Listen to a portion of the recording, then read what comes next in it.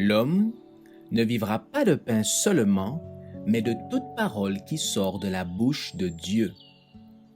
Voici votre moment de méditation quotidienne.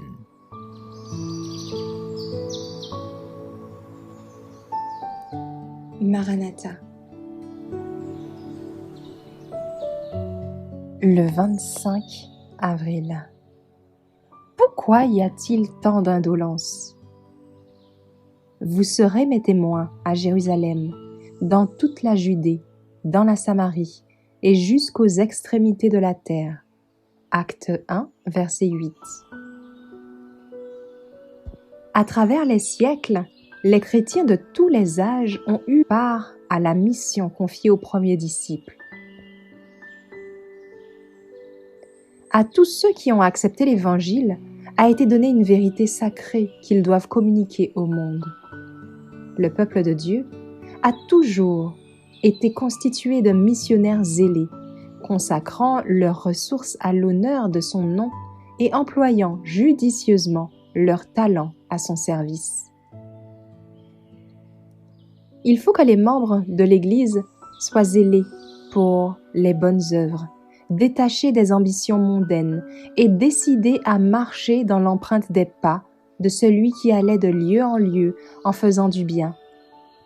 Le cœur rempli de sympathie et de miséricorde, qu'il pourvoit aux besoins des malheureux, apportant aux pécheurs la connaissance de l'amour du Sauveur. Une telle tâche requiert des efforts laborieux, mais elle réserve une riche récompense. Ceux qui s'y livrent avec sincérité verront des âmes gagnées au Sauveur. L'Esprit et l'Épouse disent « Viens », et que celui qui entend dise « Viens ». Apocalypse 22, verset 17. Le devoir de transmettre cette invitation concerne l'Église tout entière. Que celui qui l'a entendu fasse retentir le message divin par monts et par vaux et répète « Viens ». Des centaines, que dis-je, des milliers de chrétiens qui ont entendu le message du salut sont encore oisifs, alors qu'ils pourraient être occupés dans quelque branche du service de l'Église. À ceci, le Christ déclare « Pourquoi vous tenez-vous ici toute la journée sans rien faire ?» Et il ajoute « Allez aussi à ma vigne » Matthieu 20, versets 6 et 7. Pourquoi, en effet, n'y en a-t-il pas davantage qui répondent à son appel ? Se croit-il excusé du fait qu'il ne monte pas sur la chair ? Puisse-t-il comprendre qu'il y a une tâche immense à accomplir en dehors de la chair par des milliers de laïcs consacrés ?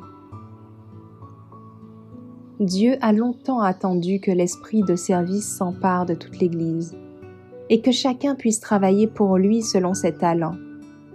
Lorsque les fidèles accompliront la tâche qui leur est assignée au près et au loin, en accord avec la mission évangélique qui leur a été confiée, alors le monde entier sera évangélisé et le Seigneur reviendra sur la terre avec puissance et une grande gloire.